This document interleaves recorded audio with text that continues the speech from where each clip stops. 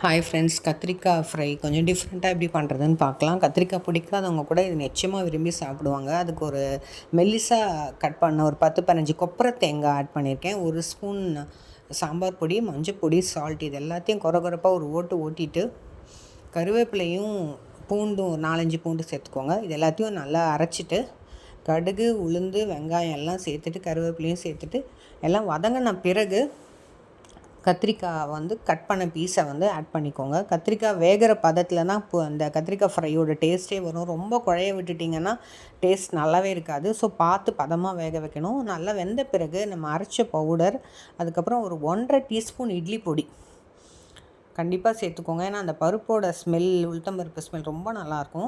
இது எல்லாத்தையும் கிளறிட்டு ஒரு 5 மினிட்ஸ் நல்லா ஃப்ரை பண்ணி இறக்கிட்டிங்கன்னா உங்களுக்கு கத்திரிக்காய் ஃப்ரை ரெடி. ரொம்ப ரொம்ப நல்லாயிருக்கும். எல்லா சாதத்துக்கும் அது மேட்ச் ஆகும்.